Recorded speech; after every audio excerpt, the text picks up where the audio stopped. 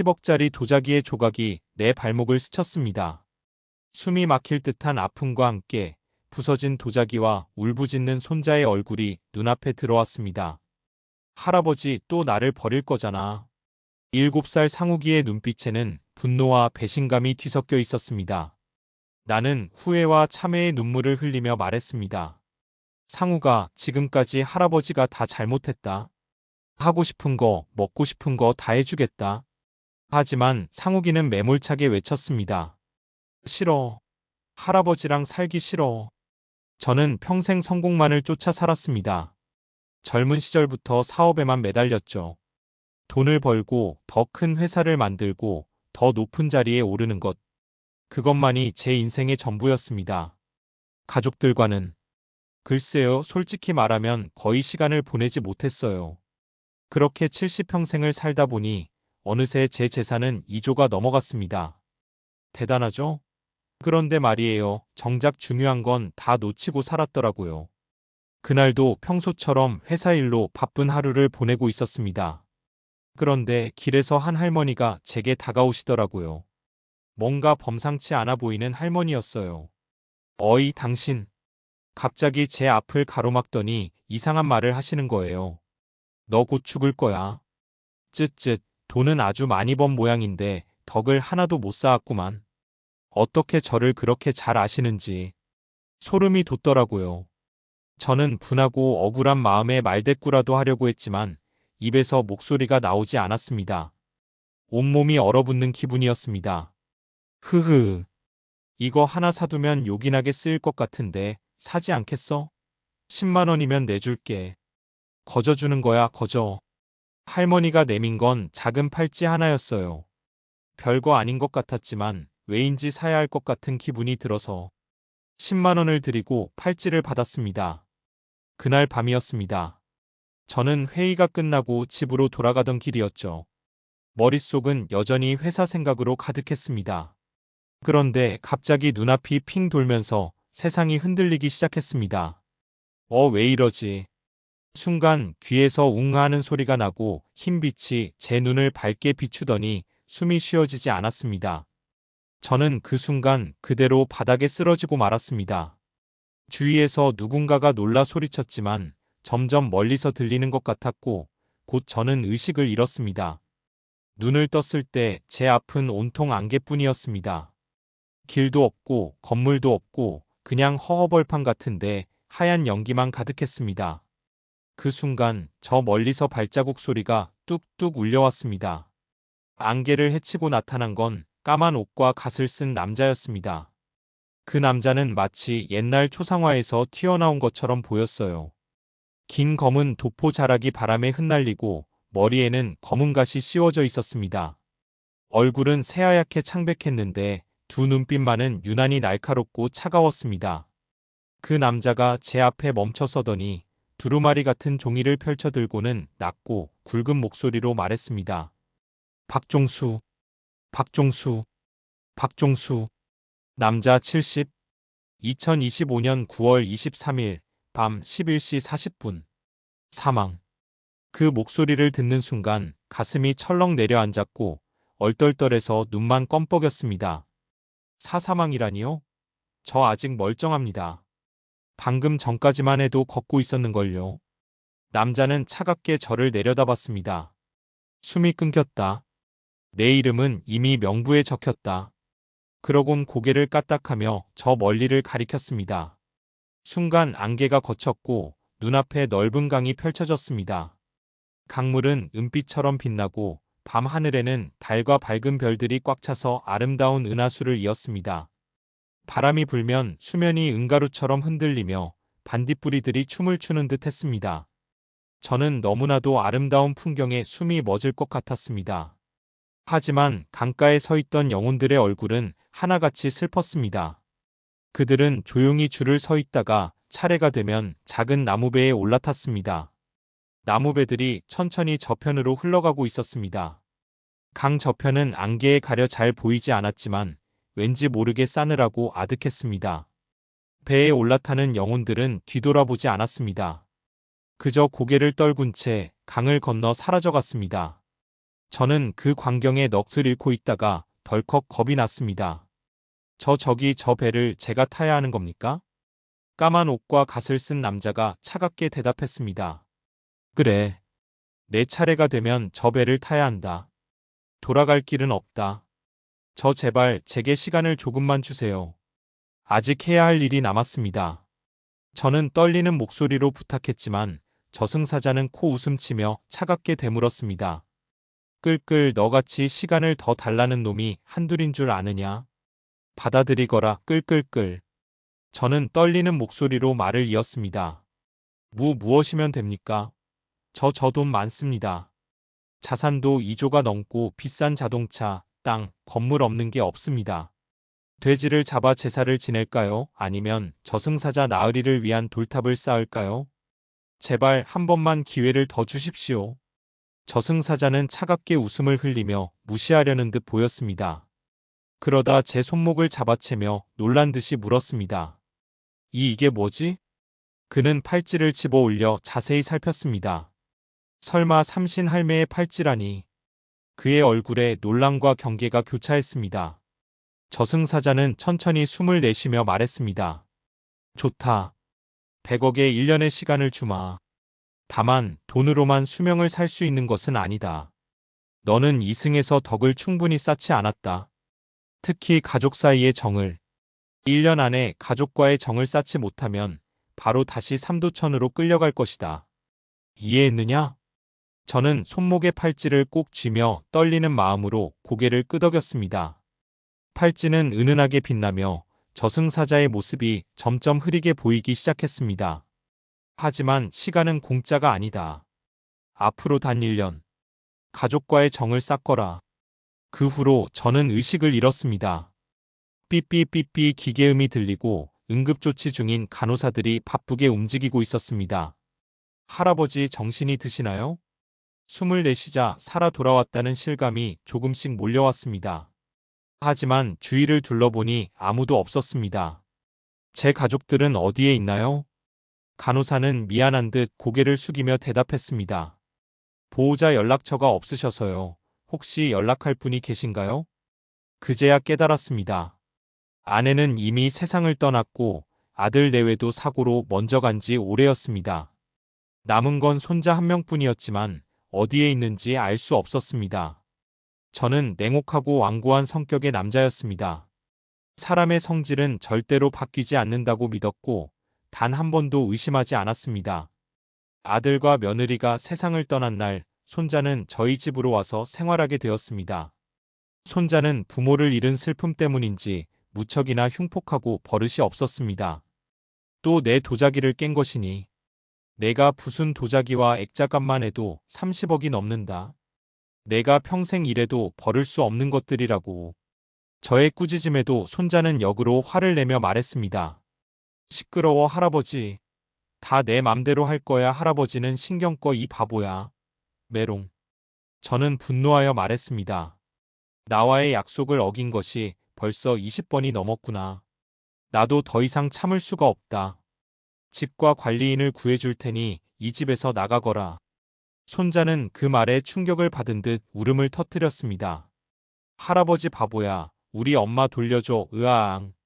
손자의 우는 모습이 딱했지만 저는 아주 바쁘고 손자를 신경 쓸 겨를이 없었습니다. 그리고 저의 아끼는 물건을 부순 손자를 용서할 수 없었습니다. 저 버릇없고 난폭한 손자는 변하지 않을 것이라고 생각했습니다. 단 한 번도 의심되지 않았던 제 확신이 흔들립니다. 주위를 둘러보니 다른 환자 주변에는 환자들의 가족들과 지인들이 서서 간병도 하고 얘기도 하였지만 제 주변에는 아무도 없었습니다. 혼자라는 것은 외로운 것이구나. 손자가 느꼈을 상처와 원망, 부모를 잃은 슬픔 속에서 혼자 남겨졌던 기억이 가슴을 짓눌렀습니다. 관리인에게 맡기면서 정당하다고 믿었던 결정이 지금 와서 보니 잘못이었습니다. 옆에서 화를 내는 것이 아니라 안아주었어야 했는데 이제야 깨닫습니다. 내 선택이 틀렸다는 것을. 내일 저는 손자를 만날 것입니다. 손자의 모든 분노와 슬픔을 받아들이고 진심으로 용서를 빌 것입니다. 많이 외로웠지, 많이 무서웠지. 내가 나빠서 내가 많이 나빴구나. 다음 날 아침 저는 결심했습니다. 더는 병원에 머무를 수 없습니다. 내가 가진 사업과 권력은 이제 의미가 없습니다. 회장직에서 물러나고 대저택을 팔았습니다. 죽고 살아나니 이런 것들은 아무런 의미가 없다는 것을 깨달았습니다. 이승에서 쌓지 못했던 덕과 가족 사이의 정. 이제 그것만이 저의 삶의 이유입니다. 살면서 실패를 해본 적이 없는 저입니다. 저에게 불가능이란 없기에 모든 것이 쉽게 흘러갈 것이라고 생각했습니다. 이제 제게 남은 것은 통장 잔고의 1조 원과 100년이라는 끝없이 넘쳐나는 시간만 남았습니다. 손자야 할아버지 믿지? 할아버지 부자라 우리 손자 다 해줄게. 속으로 다짐을 하고 관리인과 손자가 사는 집으로 향했습니다. 문을 열고 들어서자 7살 손자가 관리인에게 버릇없게 대하는 모습이 눈에 들어왔습니다. 싫어요. 안 할 거예요. 아줌마 미워 똥 쓰레기 바보. 냄새나 역겨워. 관리인은 화내는 손자를 어쩌지 못하고 눈가에는 이미 눈물이 맺혀 있습니다. 문을 열고 들어오는 저를 보는 순간 관리인은 결국 한숨을 내쉬며 고개를 숙였습니다. 죄송합니다. 저에게는 손자분 곁을 지킬 자격이 없는 것 같습니다. 관리인이 눈물을 흘리며 퇴사 의사를 밝히는 모습을 보며 마음 한켠이 무겁습니다. 역시 내 선택이 맞았던 걸까? 내 손자는 유별난 것 같다. 하지만 저는 이미 마음속으로 결심했습니다. 이제부터는 제가 직접 손자와 친해져야 합니다. 시간도 마음도 모든 준비가 되어 있습니다. 저는 관리인 아줌마에게 퇴직금으로 10억 원을 줬습니다. 덕없이 살았던 인생 지금이라도 착하게 살아보려고 합니다. 사장님 정말 감사합니다. 정말 감사합니다. 관리인은 저에게 절을 3번을 하고 떠났습니다. 순간 저를 입원하는 것은 아닌가 숨이 막혀왔는데 다행이 아니었습니다. 엉덩이를 실룩이며 관리인이 떠나고 미운 7살 손자와 드디어 단 둘이 남았습니다. 손자가 저를 바라보는 눈빛이 묘했습니다. 단순한 호기심만 있는 것이 아니었습니다. 경계와 의심, 약간의 두려움, 그리고 아직 다 드러나지 않은 호기심이 뒤섞여 있었습니다. 작은 얼굴이 찡그려지고 눈동자가 미세하게 흔들리는 것을 보면서 제가 그동안 얼마나 손자에게 매정했는지를 새삼 깨닫습니다. 할아버지? 손자가 목소리를 떨며 작게 말을 건넸습니다. 저는 그 목소리를 듣고 가슴이 뭉클해졌습니다. 자신을 버린 할아버지가 많이 믿고 원망스러웠을 테지요. 미안하고 죄스러웠습니다. 그래, 맞다. 할아버지다. 저는 조심스레 미소를 지으며 손자가 놀라지 않도록 천천히 다가갑니다. 심장은 조금 빨리 뛰고 있지만 마음은 평온합니다. 지금은 과거의 모든 잘못들을 사과해야 할 때입니다. 상우가 많이 미안하. 말이 끝나기도 전에 손자는 몸을 뒤로 빼며 제 손을 피합니다. 싫어요. 안 만질 거예요. 나가요. 이 집에서 나가요. 작은 목소리가 방 안에 울립니다.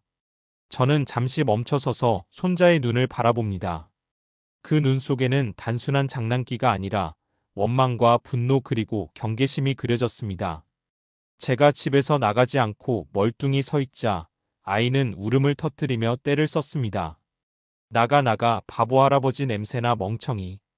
으아앙 또 나 버릴 거면서 바보 할아버지 으아앙. 순간 저의 눈이 커지고 숨이 막혔습니다. 이 작은 아이가 자신이 버려졌다는 것을 알고 있었다니. 내가 참 못할 짓을 했습니다. 꼬르륵 꼬르륵 손자의 배에서 소리가 났습니다. 아가 많이 배고프니? 손자는 울음을 멈추고 화내듯 말했습니다. 배고파 바보 멍청이 아줌마 불러와 배고파 으아앙. 저는 상욱이와의 거리를 줄일 수 있을까 의심이 들었습니다. 하지만 저는 1조 원을 가진 슈퍼 할아버지입니다. 아가 이제 아줌마는 돌아오지 않는단다. 손자는 콧물로 방울을 불면서 울음을 그치지 않았습니다. 으아앙. 바보 배고파 으아앙. 손자 할아버지랑 밥 먹으러 가자. 손자를 팔에 안은 채 저는 밖으로 나왔습니다. 기다리고 있던 것은 뚜껑이 열리는 빨간색 스포츠카였습니다. 손자는 처음에는 눈을 크게 뜨고 놀란 표정을 지었습니다. 우와 이거 진짜야? 그래, 진짜다. 할아버지가 우리 손자 이런 거 100대도 사줄 수 있어. 손자는 찡그리고 울음은 남아 있었지만 호기심 가득한 눈빛으로 차 밖을 둘러봅니다. 차 문을 열고 손자를 태우자 엔진 소리가 방 안의 긴장감을 한순간에 바꿔놓습니다. 바람이 얼굴에 닿고 붉은색 차체가 햇빛을 반사하며 빛납니다. 손자는 몸을 살짝 뒤로 기대고 숨을 고르며 차 안을 둘러봅니다. 저는 슈퍼카를 신기해하는 손자를 보고 흐뭇하게 웃었습니다. 내 손자 뭐가 먹고 싶니? 가게채로 사줄게.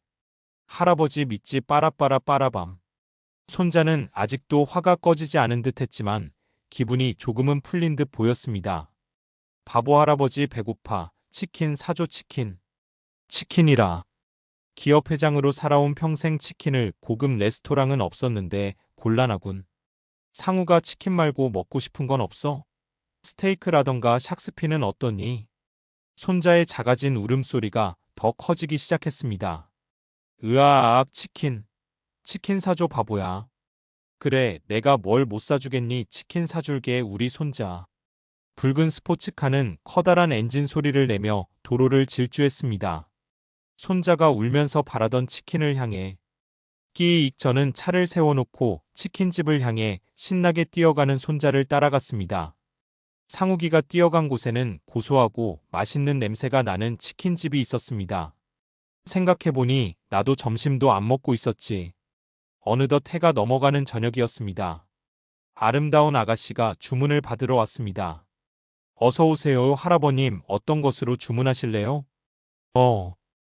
살면서 치킨을 안 먹어본 지 30년 가까이 되어서 무척이나 당황스런 질문이었습니다. 하지만 여기서는 오히려 당당하게 나가는 것이 좋습니다. 여기 있는 메뉴들 다 닭다리만 내어서 주십시오. 가격은 지불할 테니. 점원은 무척이나 당황한 얼굴로 저를 바라봤습니다. 네, 할아버님. 그러면 가격이 15만 원도 넘게 나올 건데요. 저는 코웃음치며 대답했습니다. 성결제 부탁드려요, 아가씨. 그리고 우리 손자를 위해 음료수도 부탁해요. 저는 이기양양하게 손자의 머리를 쓰다듬었습니다. 어떠냐, 이렇게 멋있는 할아버지는 어디에도 없을 거다.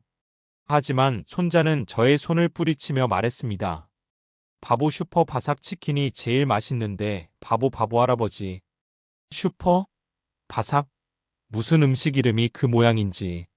같이 밥도 먹으러 와서 조금은 가까워진 줄 알았는데 대기업 회장과 밥을 먹을 때조차도 이렇게 없이 여겨진 적은 없었습니다. 침울해 있던 와중가게 사장이 직접 서빙을 해왔습니다. 이렇게 화끈한 손님은 처음이라면서 저에게 악수를 요청했습니다. 뭐 이 정도로 사장님 맛있게 먹겠습니다. 즐겁게 인사를 하고 닭다리를 집었습니다. 30년 만인가. 고소한 냄새 내심 긴장하며 한 입 물었습니다. 바삭한 튀김옷 안으로 쫄깃한 닭다리살 그 뒤로 퍼지는 치킨의 육향. 닭다리살이 제 혀에서 강강술래를 하였습니다. 아, 이렇게 맛있는 음식이 있었다니. 못 먹고 갔으면 후회했을 맛이군. 맛에 감격하고 있자니 손자가 울었습니다. 으아앙 내 슈퍼 바삭 치킨 으아아 할아버지 죽어 바보야 으아앙. 방금 제가 먹은 치킨이 슈퍼 바삭 치킨이었던 모양입니다. 어찌나 슬퍼하던지 제가 저 세상 가더라도 이렇게 서럽게 울 것 같지는 않았습니다. 상우가 이런 거 100마리도 사줄 테니까 울지 말렴. 미안하구나. 뚝, 뚝 닭똥 같은 눈물을 흘리던 상욱이가 드디어 울음을 멈췄습니다. 100마리 진짜 100마리 사줄 거야? 드디어 정상적인 대화를 했다는 것이 꽤나 감격스러워서 제 눈에도 눈물이 고였습니다. 응 100마리 우리 손자 1000마리도 1만 마리도 사주지. 그깟 돈 2억 할아버지한테는 껌이란다. 사장님 여기 슈퍼바삭 치킨 다리만 된 거 잔뜩 갖다 주시오. 여기 일시불. 가게 사장은 닭춤을 추면서 기뻐했습니다. 감사합니다. 사장님 금방 튀겨 올게요. 손자가 눈물을 그치고 조용히 내 눈을 쳐다봤습니다. 여느 때와 달리 경계도 분노도 없는 맑은 눈이었습니다. 저는 참회의 눈물을 흘리며 상욱이에게 진심을 전했습니다. 상우가 지금까지 할아버지가 다 잘못했다. 우리 상욱이 하고 싶은 거 먹고 싶은 거 다 할아버지가 해줄 테니까 지금부터 행복하게 살자. 하지만 저의 진심 어린 사과에도 상욱이는 매몰차게 대답했습니다. 싫어, 할아버지랑 살기 싫어. 상욱이는 의자에서 벌떡 일어나더니 눈물 범벅 얼굴로 치킨 바구니를 밀쳐버렸습니다.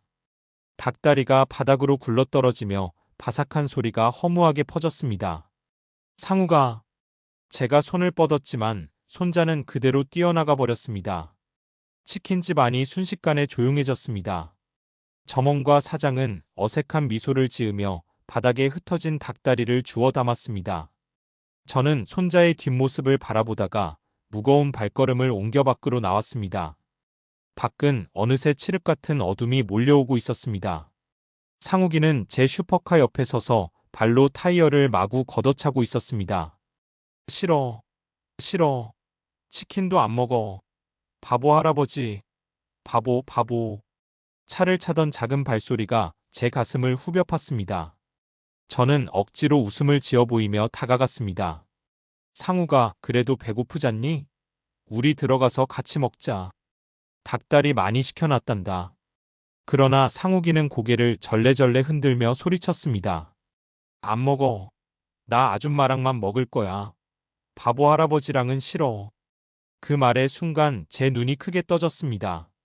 가슴이 먹먹해졌습니다. 이 아이의 마음을 제가 다시 얻을 수 있을까? 상욱이는 차 옆에 쪼그리고 앉아 땅바닥에 손가락으로 엉망진창 낙서를 하며 계속 울었습니다. 저는 한참을 말없이 그 옆에 서 있다가 결국 조심스레 아이를 안아 조수석에 태웠습니다. 싫어, 치킨도 안 먹을 거야, 바보 할아버지. 콧물과 눈물로 얼굴이 번진 상욱이는 고개를 창밖으로 돌린 채 중얼거렸습니다. 저는 시동을 걸었습니다. 붉은 차체가 도로 위로 미끄러져 나갔고 엔진에서는 천둥 소리가 울려 퍼졌습니다. 도심의 불빛이 거대한 강물처럼 양옆으로 흘러가며 아이의 얼굴을 스쳐 지나갔습니다. 상우가, 어디로 가고 싶니? 바람 쐬고 싶은 데가 있으면 말해보렴. 몰라, 엄마 있는데. 조용히 흘러나온 대답이 제 가슴을 찔렀습니다.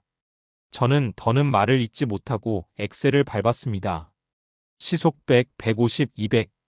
도로 위 바람이 창문을 때리며 고함쳤습니다. 잠시 후 조수석에 기대 있던 상욱이가 몸을 움찔거렸습니다. 눈물이 채 마르지 않은 얼굴이 네온사인 불빛에 비쳤습니다. 빠르다, 무섭다. 저는 속도를 늦추며 미소 지었습니다. 걱정 마라. 할아버지가 있잖니. 이 세상 그 누구보다 우리 상욱이를 안전하게 지켜줄 수 있습니다. 하지만 아이는 고개를 젓고 중얼거렸습니다. 싫어, 난 할아버지랑 안 살 거야. 그 말에 저는 다시 아무 말도 할 수 없었습니다. 밤 10시가 다 되어 집 앞에 도착했습니다.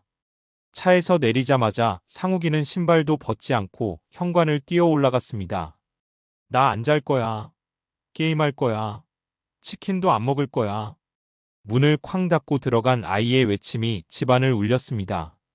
그날 밤 저는 서재에 홀로 앉아 있었습니다.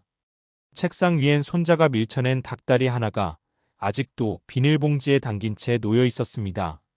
30년 가까이 치킨 한 조각 안 먹고 살아온 제가 오늘 아이 덕분에 처음 맛본 음식이었습니다. 그 맛은 놀라웠지만 아이의 울음소리에 전혀 즐길 수 없었습니다. 저는 손에 닭다리를 쥔 채 한참을 멍하니 앉아 있었습니다. 제가 정말 이 아이와 함께할 수 있을까? 돈이면 다 되는 줄 알았는데. 사랑이란 건 이렇게 어려운 건가? 밤은 깊어가고 대저택의 불빛은 모두 꺼져갔습니다. 하지만 제 마음속은 여전히 불이 꺼지지 않았습니다. 상욱이와 함께하게 된 첫째 날 저는 상욱이를 위해 처음으로 요리를 해보았습니다. 특어급 한우 안창살을 구워 그 위에 구운 송이버섯을 올려 마무리했습니다. 제 눈에는 훌륭한 음식이었지만 상욱이는 한 입도 먹지 않고 싱크대로 던져버렸습니다. 아, 언제쯤 이 아이가 저를 향해 웃어줄까? 저는 속으로 깊은 한숨을 쉬었습니다. 둘째 날 상욱이를 놀이터에 데리고 갔습니다. 그네를 타던 상욱이는 균형을 잃고 넘어져 크게 울었습니다. 제가 달래보려 팔을 내밀었지만 그는 제게서 최대한 멀어지려고만 했습니다. 그 모습을 보며 제 마음은 아프고 무겁게 짓눌렸습니다.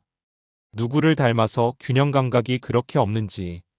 울고 있는 상욱이를 보니 속이 상했습니다. 셋째 날 상욱이가 짜파게티를 먹고 싶다고 해서 처음으로 끓여봤습니다. 어렸을 적 라면을 생각하며 끓였는데 물이 너무 많아서 포장지의 사진과는 많이 달랐습니다. 상욱이는 한 숟가락 뜨고는 얼굴을 찡그리며 싫어 라고 외쳤습니다. 결국 음식은 그대로 식탁 위에 남았고 그는 장난감 자동차를 던지며 제게서 멀찍이 떨어졌습니다. 저는 속으로 조금씩이라도 다가갈 수 있겠지라고 다짐했습니다. 넷째 날 저는 상욱이를 근처 미술관으로 데리고 갔습니다. 상욱이는 그림을 보기는커녕 내 손을 뿌리치고 다른 아이들 사이로 뛰어다녔습니다. 설명하려고 해도 내 말을 무시하며 장난치기만 했습니다. 나는 마음속으로 오늘도 실패라며 깊은 한숨을 내쉬었습니다. 하지만 아이들 사이에서 뛰어노는 상욱이의 모습을 보니 나쁘지 않은 하루였습니다. 다섯째 집에서 블록을 같이 쌓아보려 했습니다. 하지만 상욱이는 화가 난 듯 블록을 4개 던지고 부석곤에 옆에 머물지도 않았습니다. 상욱이는 블록 놀이를 별로 좋아하지 않는가 봅니다. 여섯째 날 상욱이와 공원에 산책을 나갔습니다.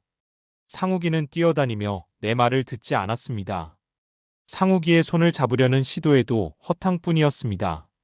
나는 그 모습을 보며 오늘도 허살하며 마음을 다잡았습니다. 일곱째 날 상욱이에게 동화책을 읽어주려고 했습니다. 상욱이는 나와 같이 읽기 싫다며 책을 찢어버렸습니다. 이 책도 새 책이었는데 읽어보지도 못하고. 나는 조용히 그의 행동을 지켜보며 마음속으로 다짐했습니다. 반드시 친해져서 언젠가 동화책을 읽어주겠다고. 2주차에는 상욱이가 밥을 먹지 않아서 전에 일하던 아주머니를 집으로 초대해 치킨을 같이 먹었습니다. 상욱이를 오랫동안 보살펴 주신 분이어서 그런지 상욱이가 무척이나 따랐습니다. 상욱이가 저렇게도 웃을 수 있구나. 저렇게나 장난기가 많구나 하면서 속으로 놀랐습니다. 손자에 대해 조금은 더 알게 된 것 같아서 좋은 한 주였습니다. 3주차 상욱이가 유치원에서 친구랑 싸웠다는 소식을 들었습니다. 친구가 상욱이에게 엄마 아빠가 없다고 놀렸다는 얘기를 들어서 마음이 아팠습니다. 하지만 친구를 때린 것은 잘못된 행동이니 혼을 냈습니다. 상우가 친구를 때리면 나쁜 사람이에요. 치이 할아버지는 아무것도 모르면서 바보 멍청이 죽어 할아버지. 상욱이도 저도 마음이 아픈 한 주였습니다.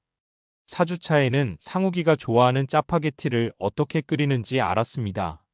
물을 끓이다가 나중에는 부어내야 한다는 것을 TV를 보다 발견했습니다. 상우가 앞으로는 맛있게 끓여줄게. 5주차에는 상욱이가 좋아하는 만화 캐릭터 성우들을 집으로 초대했습니다. 상욱이를 위한 연극도 보여주고 장난감도 사주고 상욱이가 처음으로 저를 보고 웃어주었습니다. 할아버지가 이 정도야 이제 알겠니? 6주차에는 유치원에 상욱이가 좋아하는 슈퍼바삭 치킨을 잔뜩 사들고 찾아갔습니다. 아이들도 선생님도 무척이나 좋아해 주셨습니다. 모두들 웃으며 상우가 고마워라고 하니 상욱이가 부끄러운지 얼굴을 붉혀서 어쩌지를 못했습니다. 나한테는 차가웠던 상욱이가 유치원에서는 밝은 모습을 보여주니 어쩐지 씁쓸하면서도 좋았습니다. 7주차에는 상욱이가 감기에 걸려서 병원에 데리고 갔습니다. 어디가 잘못된 것은 아닌지 많이 걱정이 됐습니다. 아무것도 모르는 할아버지라 미안해 상욱아. 상욱이가 눈물을 흘리며 제 손을 잡았습니다. 할아버지 가지마. 할아버지 가지마. 상욱이가 제 손을 먼저 잡아주었습니다. 응 할아버지 어디 안 갈게 어서 병원으로 가자 상욱아.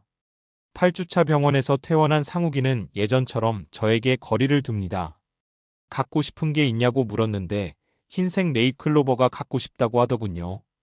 돈으로 못 살 게 없나 싶었지만 평생 한번 보기도 어려운 돌연변이 네잎클로버라니. 혹시 몰라 강변에서 흰색 네잎클로버를 찾아다녔지만 허탕이었습니다. 어느 날 나는 상욱이와 함께 수영장에 갔습니다. 햇살은 눈부셨고 아이들의 웃음소리가 물결처럼 퍼졌습니다. 상욱이는 처음 보는 수영장이 신기한지 팔을 퍼덕였습니다. 우와 물이 짱 시원하다. 상욱이는 소리치며 웃었고 나는 그 옆에서 조심스럽게 발을 담갔습니다. 처음에는 상욱이가 나를 경계하듯 조금 떨어져 있었지만 곧 작은 물총을 찾아와 나를 향해 물을 뿌리기 시작했습니다. 으악! 상욱이 장난치지 마라. 나는 놀라며 손을 흔들었고 상욱이는 배를 잡고 깔깔 웃었습니다. 물장구를 치며 서로 물을 튀기던 순간 나는 아이가 점점 마음을 여는 게 느껴졌습니다. 얕은 물가에서 상욱이와 물질을 하다 무리를 했는지 현기증이 났습니다. 혹시나 또 삼도천에 끌려갈까 밖으로 나왔습니다. 한 5분 정도 지났을까요? 상욱이를 찾아보니 상욱이가 없어졌습니다. 사람들이 너무 많아서 상욱이를 찾기가 쉽지 않아 보였습니다. 저는 새파랗게 질려서 상욱이를 찾아 뛰었습니다. 상욱아, 상욱아, 어디 있느냐? 상욱아 미안해. 할아버지가 또 혼자 둬서 미안해. 눈가에 눈물이 고였지만 지체할 시간이 없었습니다. 저는 상욱이를 찾아 수영장을 샅샅이 뒤졌습니다. 얼마 지나지 않아 수심이 깊은 곳에서 허우적대는 상욱이를 발견했습니다. 저는 저 멀리의 구조요원에게 소리를 쳐보았지만 거리가 너무 멀어 들리지 않았습니다. 제 손자가 빠졌어요. 구해주세요. 제발 제발 제 손자가 빠졌다고요. 내가 수영을 잘했더라면. 하지만 그 순간 내 마음속에서는 단 하나의 생각만이 자리 잡았습니다. 내 목숨은 중요하지 않다. 죽다 돌아온 목숨, 상욱이에게 줄 수 있다면. 나는 물속으로 뛰어들었습니다. 어렸을 적 계곡에서 헤엄쳤던 것을 떠올리며 개 수영을 했습니다.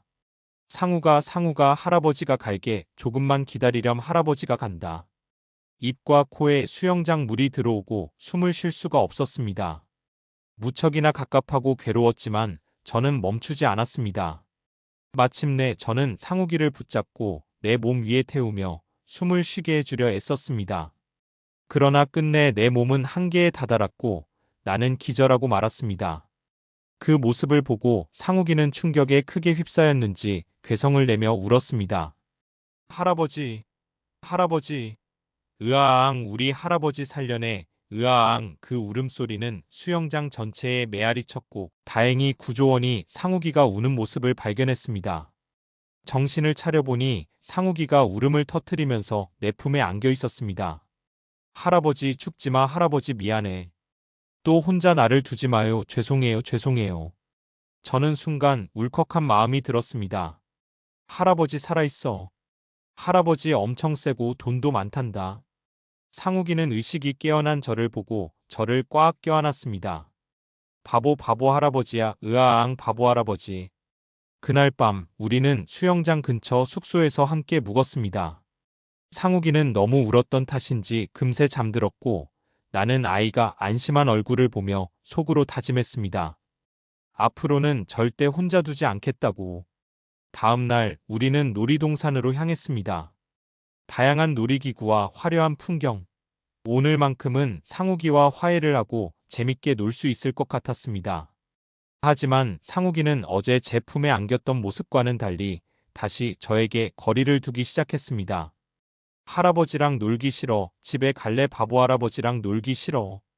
그 모습을 보며 마음 한켠이 아려왔지만 모처럼 온 놀이동산이니 상욱이에게 좋은 추억을 갖고 싶었습니다. 놀이기구 사이를 거닐며 상욱이는 점점 긴장을 풀기 시작했습니다.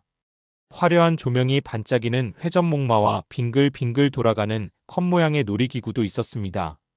상욱이는 특히나 슈퍼카 모양의 놀이기구를 좋아했습니다. 할아버지 받아라. 바보 할아버지. 라고 하면서 제 놀이기구를 자신의 것으로 부딪히며 밝게 웃었습니다. 그리고 상욱이와 함께 롤러코스터에도 탔습니다. 처음에 놀이기구가 철로 위를 아주 천천히 올라갔습니다. 천천히 하지만 정신을 차리고 보니 산 위에 제가 있었습니다. 잠시만 이거 너무 높은 거 아니야? 라고 말하던 잠시 놀이기구는 철로 꼭대기에서 바닥을 향해 내리꽂았습니다. 순간 중력을 벗어난 듯 엉덩이가 붕 떴고 얼굴에는 선풍기보다도 더 강한 바람이 불어쳤습니다. 어제에 이어서 또 정신을 잃을 것 같았습니다. 지옥 같던 3분이 끝나고 어느덧 해가 져가고 있었습니다. 저와 상욱이는 마지막으로 관람차에 탔습니다. 끼익끼익 철문이 열리고 우리 둘은 자리에 앉았습니다. 지상에서 하늘로 천천히 날아서 꼭대기까지 왔습니다. 분홍빛 하늘에 홍시 속살같이 벌건 구름이 익어가고 있었습니다. 너무도 아름다운 풍경에 잠시 말을 잃었습니다. 상욱이도 예쁜 하늘을 보며 무척이나 좋아했습니다. 저는 조용히 상욱이를 뒤에서 끌어안으며 저의 진심을 전했습니다. 상욱아, 지금까지 할아버지가 다 잘못했다. 우리 상욱이 하고 싶은 거 먹고 싶은 거 다 할아버지가 해줄 테니까 할아버지 용서해주면 안 될까? 하지만 상욱이는 저의 사과에도 불구하고 제 가슴에서 벗어나려고 안달이었습니다. 싫어, 할아버지 싫어, 미워, 바보 할아버지. 역시 안 되는 것인가. 고작 3달 만에 손자의 마음을 돌릴 수는 없는 것이겠지. 다 내 잘못이니 받아들여야지. 라고 생각하려던 찰나에 상욱이가 울음을 터뜨리며 말했습니다. 할아버지 또 나를 버릴 거잖아. 내가 할아버지 좋아하면 할아버지 나 버릴 거잖아. 나는 할아버지랑 조금이라도 더 같이 있으려고 도자기 깼는데 할아버지 나 버렸잖아. 할아버지 미워 바보. 순간 한 대 뒤에서 얻어맞는 기분이었습니다. 도자기를 깬 것이 바쁜 저와 조금이라도 같이 있고 싶어서 그랬다는 것을 이날이 되도록 알지 못했습니다. 저는 뜨거운 눈물을 흘리며 상욱이에게 말했습니다. 할아버지가 바보 할아버지가 맞다. 우리 상욱이 마음도 몰라주고. 엄청 나쁘고 바보 할아버지다. 우리 상욱이 혼자 두고 엄청나게 바보 할아버지다. 미안하다 미안해 내 새끼. 상욱이는 으아앙 울면서 제 품에 안겼습니다. 이 조만한 녀석을 보고 있자니 부모를 잃고 할아버지한테 버림받고 얼마나 무서웠을지. 앞으로 상욱이가 하고 싶은 것은 다 들어줘야겠다고 생각했습니다.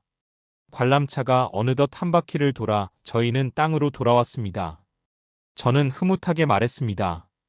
우리 손자 이제 뭐 하고 싶니? 다른 거 타고 싶은 거 있어? 상욱이는 전과 달리 경계를 완전히 풀고 환하게 웃었습니다. 나 핫바도 먹고 짜장면도 먹고 장난감도 갖고 싶어. 다 사주라. 고맙다 내 손자 우리 손자. 짜장면 핫바 장난감 가게채로 사줄게. 우와 할아버지 최고다 최고. 행복이 가득한 식탁. 70년 인생 오늘만을 위해서 살아온 것 같았습니다. 맛있게 짜장면이랑 핫바를 먹고 우리는 장난감 가게로 이동했습니다. 장난감 가게에 들어서자 상욱이의 눈이 반짝였습니다.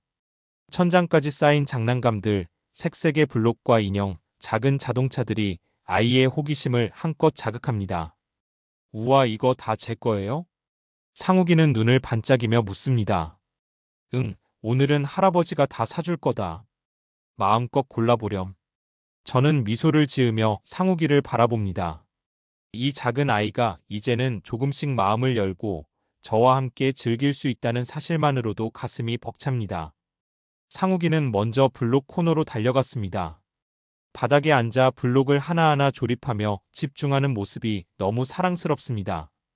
저는 옆에서 조용히 지켜보며 마음속으로 다짐합니다. 앞으로 수많은 날들 동안 이런 순간을 마음껏 함께할 거라고. 할아버지, 이거도 사줘요. 이거 사고 저거 사고 이거도. 상욱이는 손에 장난감을 잔뜩 들고 줄을 섭니다. 저는 웃으며 장난감들을 카트에 담습니다. 오늘만큼은 더 바랄 것이 없습니다. 1조 원의 통장과 끝없는 시간 그리고 저를 보며 웃어주는 손자. 계산대 앞에서 상욱이는 손에 든 장난감을 바라보며 소리쳤습니다. 와 할아버지, 이거 진짜 플렉스다. 우리 할아버지 최고예요. 저는 손자의 머리를 쓰다듬으며 미소 지었습니다. 뭐? 플렉스? 상우가 그게 뭐니? 상욱이는 활기차게 말했습니다. 안 아끼고 막 사는 게 플렉스예요. 할아버지 짱. 저는 상욱이의 눈을 바라보고 흐뭇하게 웃었습니다. 이 녀석도 참 그래 할아버지 플렉스다 하하. 상욱이는 신이 난 듯 얼굴에 웃음을 가득 띠고 카트를 밀며 가게를 나섰습니다. 차에 올라타자 붉은 스포츠카의 시트에 몸을 기대며 다시 말했습니다. 할아버지, 오늘 완전 최고였어요. 우리 할아버지랑 있으면 행복해요. 할아버지 플렉스 최고. 저는 손자의 작은 손을 잡으며 마음속으로 다짐합니다. 오늘의 행복 앞으로 매일 반복될 행복으로 만들 것이다. 상욱이가 원하는 모든 것을 지켜주고 함께 웃을 날들을 만들어주겠노라. 여러분 보셨습니까? 오늘 하루 저와 상욱이의 할아버지 플렉스였습니다. 70년을 살아오면서 이렇게 순수하게 진심으로 행복한 순간은 많지 않았습니다. 하지만 오늘은 달랐습니다. 이 작은 손자가 제 마음을 열고 저와 함께 웃는 모습을 보면서 깨달았습니다. 진심과 시간 그리고 조금의 용기만 있으면 관계도 마음도 다시 시작할 수 있다는 것을요. 지금 저는 약속드립니다. 앞으로 상욱이가 원하는 것은 무엇이든 하고 싶은 것은 무엇이든 함께 하겠습니다. 돈이나 시간, 권력 같은 것은 중요하지 않습니다. 중요한 것은 바로 지금 우리가 함께 웃고 있는 이 순간입니다. 여러분, 혹시 마음속에 미뤄둔 사람 혹은 풀지 못한 관계가 있습니까? 오늘 제 모습을 보면서 한 걸음만 내딛어 보십시오. 용기 내어 마음을 전하면 어쩌면 이렇게 따스한 행복을 마주할 수 있을지도 모릅니다. 오늘의 상욱이와 저처럼 작은 용기와 진심 하나로 사랑과 믿음이 다시 시작될 수 있습니다. 이 이야기가 여러분에게도 그런 희망과 용기가 되길 바랍니다. 다시 한번 말씀드립니다. 오늘의 이 순간 바로 할아버지 플렉스입니다.